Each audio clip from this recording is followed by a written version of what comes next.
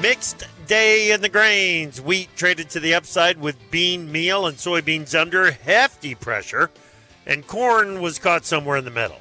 Lean hog futures continued to grind lower. Live cattle futures showed some enthusiasm for higher prices. Feeder cattle shot to the upside, and there was another strong rally in cotton. Live with the touch, the vibe of cotton. Via Farm Journal Studios, this is AgriTalk. This afternoon, we'll chat with Joe Kooima from KKV. Directly following the news, Brian Splitt from agmarket.net. I'm handsome newsman Davis Michelson. Now, the host of AgriTalk, Chip Flory. There are a lot of markets that would like to have the vibe of cotton going. There are.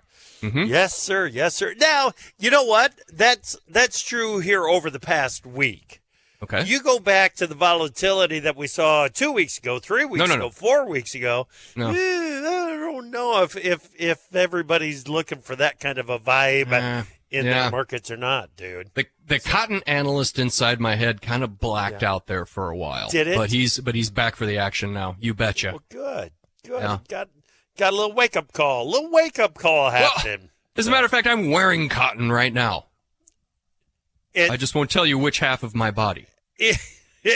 And hopefully layered up. Well, there's one layer. There's one layer. Okay, good.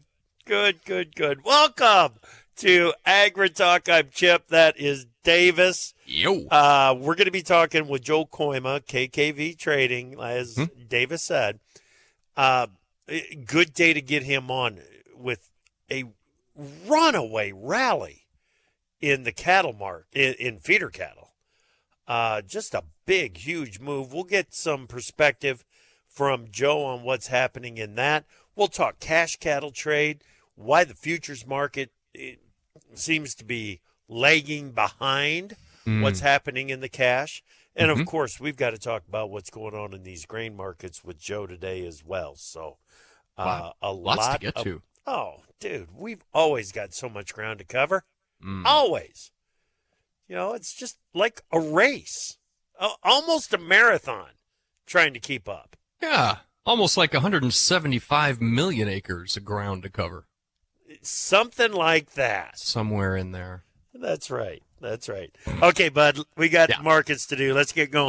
Let's do it. Wheat futures gapped higher in the overnight session on reports of production cuts to wheat crops in Russia and Ukraine. ICAR cut its Russian wheat crop estimate 2 million metric tons to 81.5 million and cut the forecast for Russian wheat exports to 44 million metric tons. The Ukrainian Grain Traders Union cut its forecast for the Ukrainian grain and oilseed production 1.5 million to 74.6 million metric tons. Export inspections of wheat in the U.S. in the weekend of May 23rd totaled nearly 399,000 metric tons. That was at the high end of trade expectations. Spillover pressure from the soy complex allowed wheat futures to pull back and to fill some chart gaps. July HRW wheat futures today a dime higher, $7.31 1/4. July SOW wheat up 3 cents to $7.25. July spring wheat closed at $7.57 1/2, up 4 3/4 cents. Like to see that SRW a little deeper into 7 territory there, Chip. I would definitely like to see that. I thought the wheat market was off and running early in the day. Yeah. And it looked good. It really did. It felt like there was we were going to be busting through some overhead resistance, came back, pulled back, and closed below those resistance levels. So there's still some work to do to get a clear path to the upside. Well, Chip, export inspections of corn in the weekend of May 23rd totaled to just over 1.077 million metric tons, in line with trade expectations. USDA this morning also announced the sale of 165,000 metric tons of old crop and 50,000 metric tons of new crop corn for delivery to Mexico. Heavy weekend rains and the forecast for further planting delays in the Midwest helped corn futures gap higher, but a lack of follow-through buying and spillover pressure from the soy complex resulted in a downside reversal in December corn. July corn futures 2 1/4 cents lower, 4.62 1/2. September corn down 3 cents, 4.71 1/2. December corn futures closed at 4.85 1/4, down 3 cents, Chip. Giving up a gap higher open is not a very positive sign for that market. Soybean export inspections week ended May 23 totaled just over 212,000 metric tons. That was at the low end of trade expectations. Technical selling in soybean meal futures was blamed for pulling bean prices lower today. July meal spiked resistance at the May 7 high, then reversed to close below Friday's low to finish a downside reversal. Unwinding of long meal, short bean oil spreads added to the downside pressure on meal prices. July beans also posted a downside reversal and was testing support at last week's low late in the session. July beans today all told 18.5 lower, 12.29.5. August beans down 16, 12.29. November beans closed at 12.10.5, down 9 cents on the day. Bro, with the reversals. Yeah, lost upside momentum from early in the session. That was not a positive day. Well, July cotton futures spiked resistance at the April 23 high before pulling back to close just under that resistance level. Today, July cotton futures 191 points higher at 82.43. On your livestocks, both feeder cattle and live cattle futures opened slightly higher. Feeder cattle futures then pushed to the upside to end sharply higher, with August futures at the highest level since March 25. June live cattle traded lower at mid-morning but rallied to close near session highs and to post the highest close since March 20. June live cattle 85 cents higher, 184.55. The October contract also up 45, 184.40. August feeder futures $4, 37 and 1/2 cents higher on the day, 264.60. And on your snouts, June lean hogs 47 and 1/2 cents lower on the day, 93.80. The October contract fell 50 cents to 82.50. Chip. All right. Thank you very much, Davis. Brian Splitt, agmarket.net. How you doing, Brian? I am doing great, Chip. How are you? Doing real fine. Real fine. Busy day in the soy complex, man. The bear spreads working in the beans. Meal led the market to the downside. What'd you see? Yeah, I mean, basically, we had July soybeans, the old crop, right up against those previous highs. We had made some highs earlier in May at 1256.5. We had a 54 3/4 high overnight. We closed below Friday's low. So, these one-day reversals don't mean that the market's done, but I think at the very least we could expect some continuation from the reversal. We seem to be in a big 50-cent trading range in July beans. We don't want them to go below 12. That would suggest 11.50. However, if we can kind of keep things together after this reversal and eventually push through that 1260 area, then we would expect it to go up and fill that gap at 13.11 3/4. So we need to get a little bit more, trade here, either below support or above resistance to really know the next leg. Same deal in the meal, right? We had the reversal, big double top there with the high that we had earlier in the month. And really, this July meal needs to hold 365. You take out 365, it measures back to 335. So beans are pretty vulnerable right now on both the soybean and the meal front. Every time it seems that we are attempting to build some upside momentum in these beans, you trade to those resistance levels and bam, the selling comes right back in on it, doesn't it? It does, and I think we've probably dealt with the worst in Mato Grosso do Sul. Their forecast looks like it's going to be drying up. So now it's going to take something domestically, I think, to get the next leg higher. Okay. All right. Good stuff, Brian. As always, thank you so much, buddy. Thanks for having me. Appreciate it. All right. Brian Splitt, agmarket.net. Like I said, it was a busy day in the soy complex, but maybe not as busy as what it was in the feeder cattle market. $3.5, $4 plus gains in feeder cattle today. We're going to talk with Joe Kooima, KKV Trading, about what's going on in the cattle complex and more next.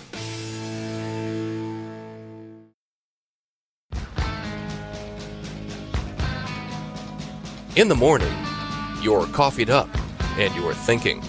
In the afternoon, you've calmed down, but you're still thinking. We're here all day. AgriTalk. Welcome back to AgriTalk. I'm Chip. Glad that you are with us on this Tuesday afternoon. Davis and I this morning were talking about that the Tuesday after Memorial Day is the most Monday-feeling Tuesday of the year. It's got to be.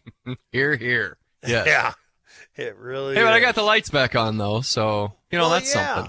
something. It does feel pretty exciting. That's big progress over what you had this weekend. Well, it really is. A little camping trip. Didn't even have to leave the house.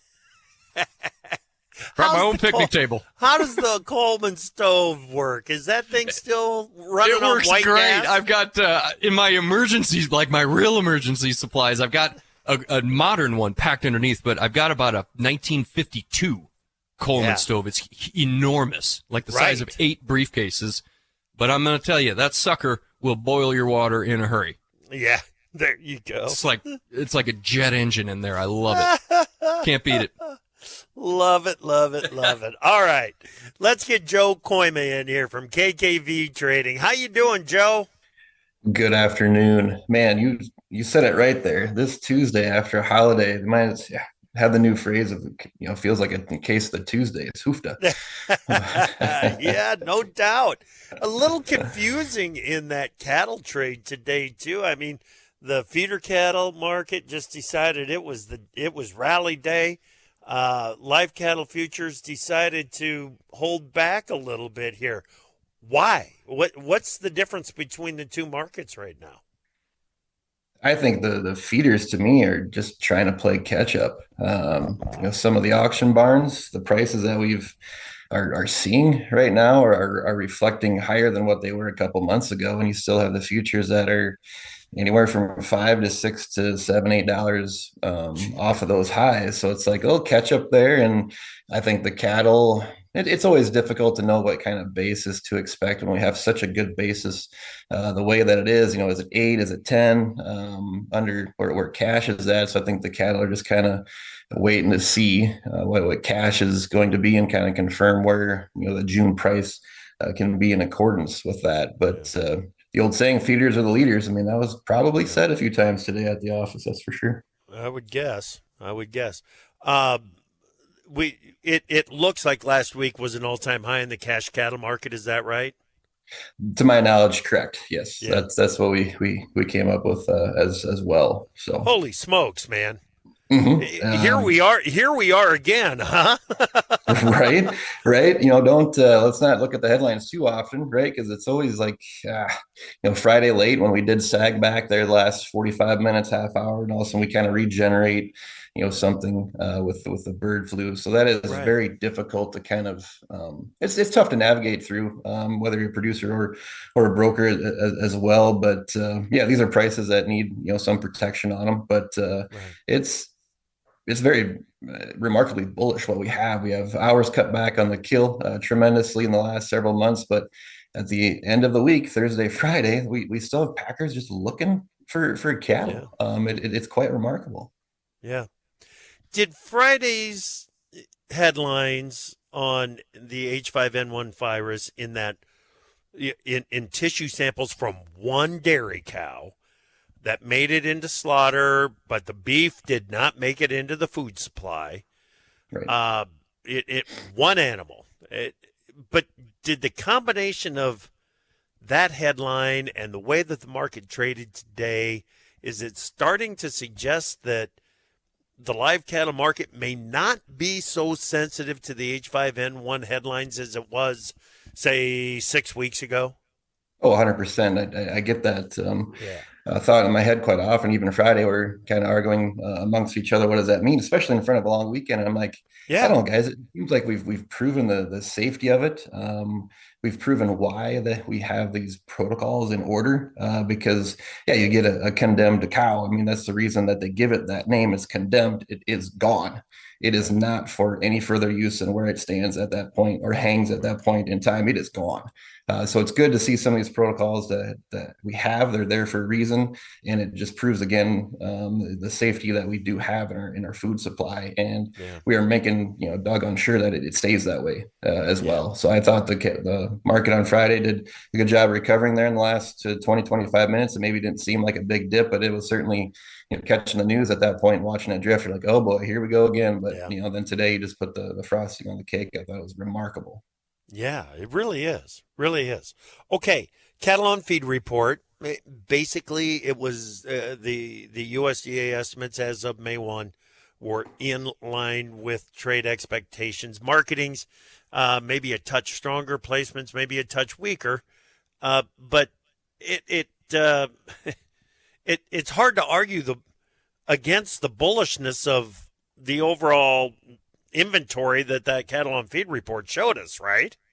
Right, 100%. It'd almost be nice if they would get more of these kind of in line every time too. That makes the job a little bit easier, and then we can actually look back and what happened that week and kind of focus on those fundamentals there. But yeah, I largely supported bullish type of estimates going into it, and we hit it. We had 2 extra days compared to last year, so that's what kind of makes it a little bit different as far as the percentages of why I can have marketing is at 110, but that kind of takes care of that. But it's good, basically arrows that have in the quiver here. That guess what, we're not really going to be coming into tighter numbers anytime soon. So I think that was a lot of it today, is that the funds are starting to step in here as well. We saw this open interest lag down from 320 and down to 275, and that was 6-7 weeks in the making. But if you look at a chart, they look great. But I don't really know what to do when you have a market rally the way that it has here. What's the encore? But if you're a fund, guess what? You like the chart. You aren't afraid to buy into new highs, and I think that was a lot of the fireworks today. Man, oh man, you are right. If the funds are just deciding that, talk to me a little bit more about that open interest and what you're seeing there, Joe. I shouldn't even try to put a percentage on it. Normally, when you see a rising market with open interest, new longs coming into the market, it is an overall bullish sign. And when the funds have they basically been out of the cattle market here for a little while? That's my understanding when we talk the open interest here at the office and write down those that change every day. We were 2 months ago 325 or something like that, and maybe I have my weeks all messed up. But yeah, when the first signs of bird flu in the beef, kind of not in the beef, but that whole general story that they were coming out. Right, they were exiting quickly because who wants to be a part of that? And they stayed on the sideline for quite a while. But I would imagine that the last week you saw that open interest start to increase a little bit. It's not like it's that they're just barreling in here by any means. But they definitely have dry powder that if they like what they see, they got some bullets, man. Yeah, and when they when the momentum is already built, and then the funds decide to pile on, that's when markets move to extremes. They move further than what you expect them to, and I don't care if we're talking about to the upside or to the downside.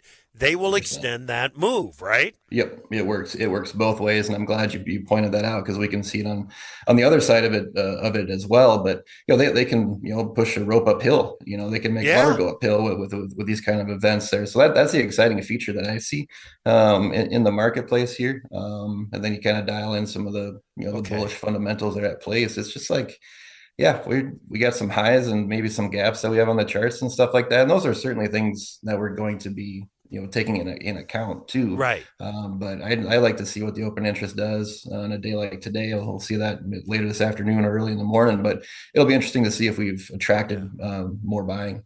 Okay. So I'm kind of excited about the potential in this live cattle and even in the feeder cattle market. Doesn't mean that you let down on your risk management efforts. What do you want guys thinking about in the cattle trade right now? I think if a guy wants to do some marketing stuff, it maybe wait a little bit later in the week. I'm kind of a guy that show me some cash. What we can be. Then a guy can kind of decide Thursday, Friday, because usually we have a pretty decent idea. Then we can take a look to see where the August and October board is at. If we get further out than that, you might have to look at some LRPs just to get a little bit on the cheaper coverage side, just to take some of that away. But you have a board that's such a discount to cash too. I don't get overly excited. I'd like to keep your top side open because, that's just self-explanatory there. But top side open. There'll be a time that we're gonna have to maybe, it's already it's not a head scratcher necessarily, but these weights are an ongoing. It's not an issue, but it's certainly you put an asterisk by it every time. It's weights are this amount over a year ago, and what do we got to do next? So now is the show list big? No, the show list really isn't big. So we're not backing up cattle. We just have a really good production year so far. Yeah. All right. That basically wraps up the conversation on cattle. I want to talk about beef when we come back, Joe, and then let's get on to the grain markets. Joe Kooima, KKV Trading, here on AgriTalk. Let's go to the markets page at profarmer.com and check today's closes, where July HRW wheat futures were a dime higher at $7.31 1/4. July SRW wheat up 3 cents to $7 1/4 cent. July corn futures were 2 1/4 cents lower on the day at 462 1/2. December corn futures closed at 485 1/4. That's down 3 on the day. July soybean futures 18 1/2 cents lower, 12.29 1/2. Novi beans closed at 12.10 1/2. That's down 9 cents today. July cotton was 191 points higher, 82.43. On your livestocks, June fat cattle were 85 cents higher at 184.55. August feeder futures $4.37 1/2 cents higher at 264.60. June lean hog futures were 47 1/2 cents lower at 93.80. Get more market news every market day. Visit tryprofarmer.com.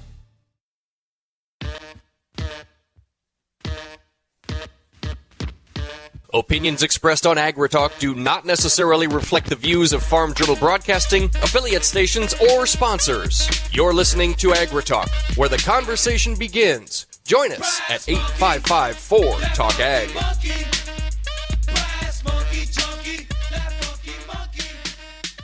Welcome back to AgriTalk. Sorry, I was looking at a couple of texts and I'm going to get to with Joe here in a second. Yeah, Joe Kooima, KKV Trading. So, Joe, during the break, I started getting some texts from people that are reporting in on the market. Kingsville Livestock Market, isn't that down in Missouri? Oh, I would have to quick Google it. I think it is. 718-pound heifers today sold at $260 a hundred. Okay, then he says it's getting better. 2 loads of 702 pounds at $264.25. How in the world can we afford to put those heifers on pasture? Optimism, purely out. And I'm not saying purely optimism, but I mean it's optimistic. It's maybe the conditions they have to put them out in grass. You got grass for the first time in a long time, or at least consistent stuff. I mean, there's that talk out there, I guess, but I mean those are significant prices, and they get better, and then you get the board reaction today. Why feeders are quite a bit higher. It's literally playing catch up to me is what it feels like. Yeah. That's kind of what I was looking for during the break, is what exactly you meant by that. Well, there it is. That is exactly what you meant by that, because that is exactly what is happening out there, and they are just trying to play catch up. So the box beef market, you mentioned it in the last segment. We saw some strength in it this morning, up another $2.06 in the choice heavyweight boxes, up to $312.51. The select up another $1.49 to $303.21. It's a $9.30 spread. Movement wasn't all that great this morning, but I don't see anything to complain about on beef demand. Do you? I have a hard time coming up with any big concrete, the bearish side of beef demand. I mean, a little bit would be maybe, looking at headlines with some fast food restaurants trying to figure out how can we attract a little bit. But, those are studies that are done that probably are a little bit easier to obtain, right? You get quarterly, all these reports from those places. But I think the bigger kicker, and I hate bringing this past up, but COVID, I still think we just automatically underestimate what kind of demand that we boosted that's still hanging around today. Rather than going through a fast food restaurant, you get your cheeseburgers and fries and a Coke for, say $16. I don't know, that might be low. Why not just go to a grocery store and get your 4 pounds for the same price, at least in this general area, and that lasts you the whole week, and you're moving a lot more product there. So I'm not really in the big camp of having a whole lot of bearish demand features yet. At least in my neck of the woods, you can still ribeye loins and New York strip loins are very reasonable. I don't know, $10 to $14, $15. I mean, it's not well. horrible. Some of the chains are starting to they're starting to run features again on loins and ribeyes. Yep. So that tells me, and maybe the consumer figured out that I got all these apps on my phone about different music places I'm subscribed to and other different TVs and stuff like that. It's just like, or not TVs, but like streaming services. Like maybe I can cut back a few of that because that's easier. I don't, right? So I mean, maybe we're starting to educate the consumer in that aspect as well. I'm with you, man. Something is happening out there, or something has happened. Right. To your point. That has had a positive impact on beef demand. Otherwise, we're starting to defy the economic logic that high prices cure high prices. Yeah, and it's like the whole. It's easy to do a study on the fast food chain and whatnot, but I still have yet to see like a good. And maybe there is, and maybe I'm overlooking it, but I think it's a very hard feature to study in the first place. Yeah.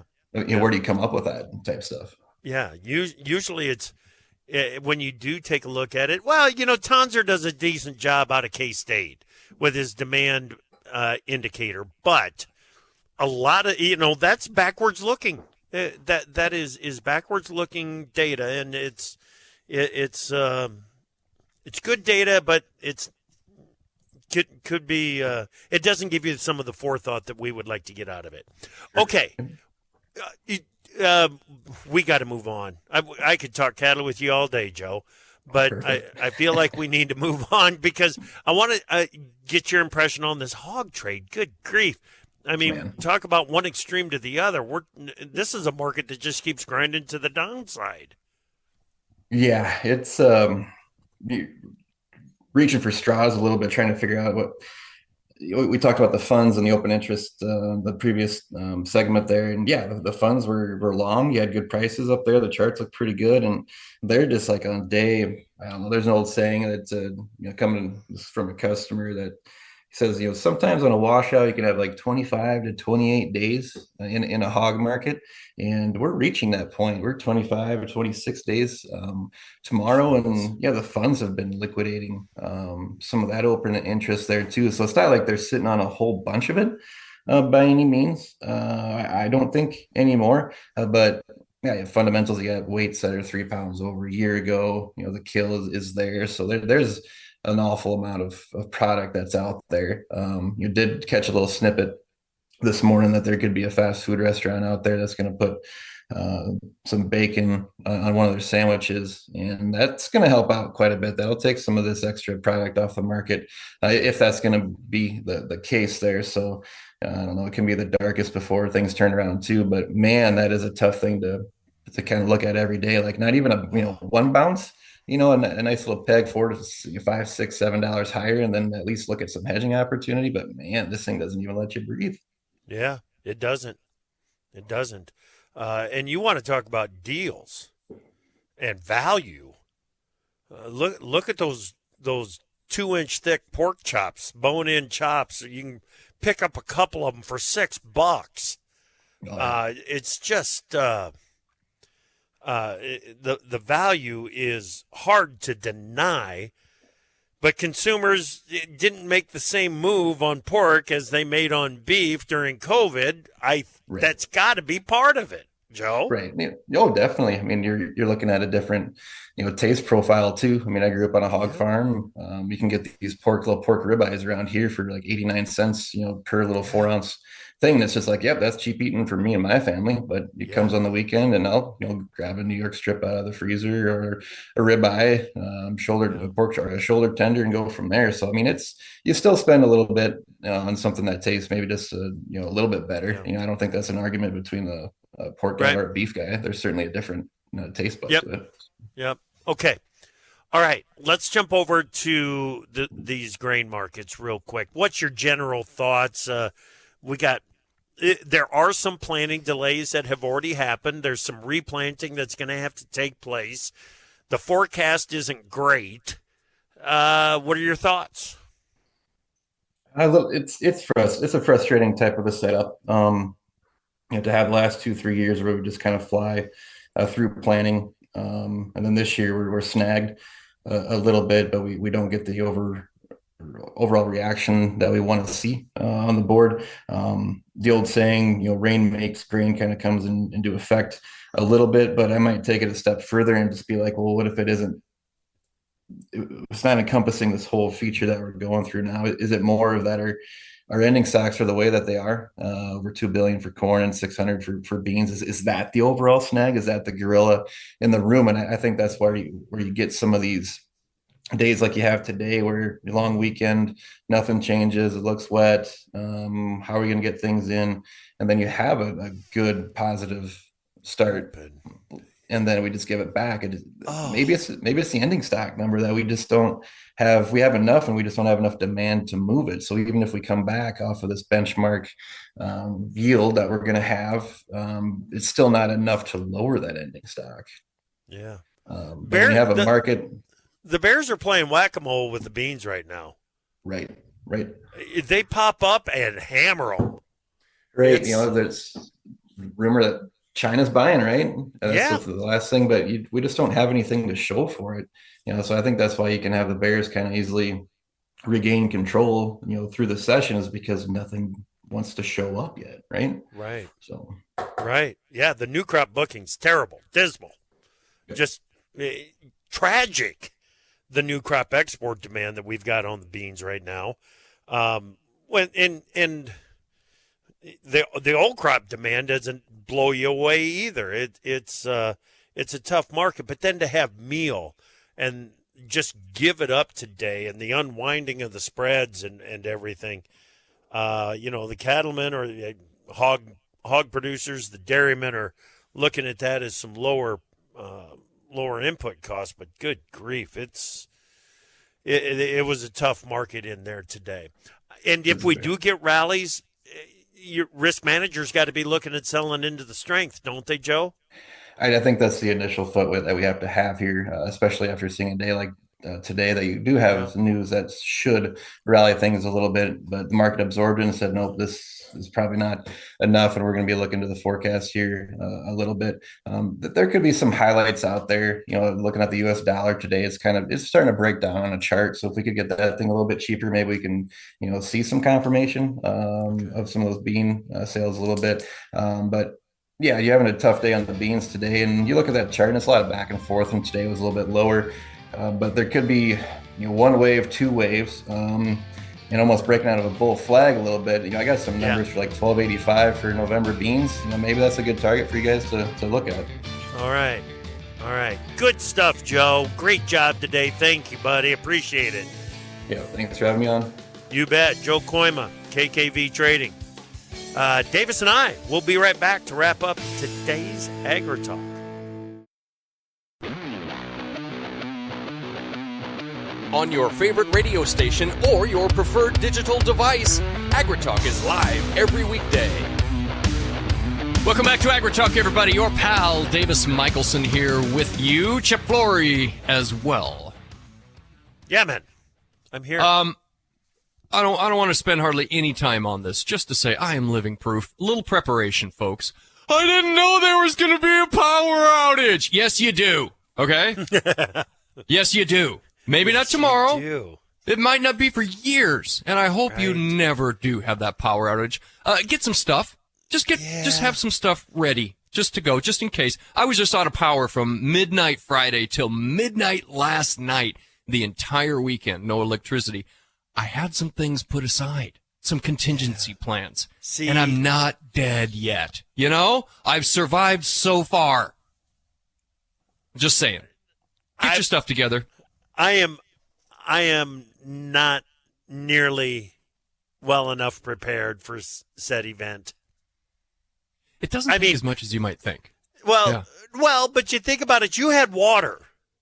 Yes, I did, and hot water. That's a big one, right? And if I lose water, if I lose power out here in the timber, right, I lose water. I'm telling you when, my brother. Not if, it's when. I got to get prepared. I got to get stuff. It's just a thought because I was, you know I'm what going I was to Farm doing and Fleet. while I was charging up my solar panels. I was sitting in a chair yeah. trying not to fall asleep so I didn't get a sunburn. Panels. Yeah, solar. You go solar. Wow, They're out there. Man. They're out there. You are something else. Well, I'm just glad it worked. Yeah. Anymore, you order something online and, you're liable to end up with just an empty box. Like, here you go. Good luck. Yeah, well. No, this went just fine. Yeah, good for you. Good for you. Yeah. And there's Brian some issues out there again right now, isn't there? Yes. There's more weather coming. Not in my immediate area around Kansas City. Looks like we're pretty clear for a while here now. Yeah, but northern Missouri is those pop-up showers are happening again. A little further north, they're starting to. Yep. Yeah, starting to decorate the old weather map. And back in central Kansas, central Oklahoma, there's weather watches, both severe storm and tornado watches on the Kansas-Colorado border, the panhandles into New Mexico.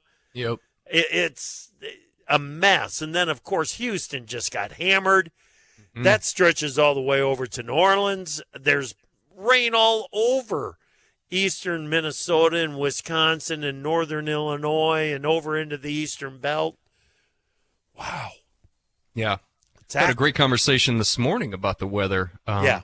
It sounds like we may flip to hot and dry here at some point. We got a while before we get there, but yeah. Yeah, that's crazy. Exactly. Yeah. Second half of the summer, if the patterns and predictions hold, second half of the summer is going to be a different story than what we've got going right now. Move El Nino out, La Nina back in, which has basically happened. And so I'd call it the second half of June and into early July, we should be looking for a major change in the pattern based on the conversation that we had this morning with the guys from BAM WX. Yeah, interesting. I want to rewind us to Brian Splitt's words from agmarket.net. He doesn't seem to think the funds are all that nervous about buying cattle near tops. Did I hear that right? I think Joe said that, didn't he? Joe Kooima? He might have. Yeah. I had it under Brian, but either way, it was put out there. Oh, yeah. No, you're exactly right. That was Joe. Yep. Yeah.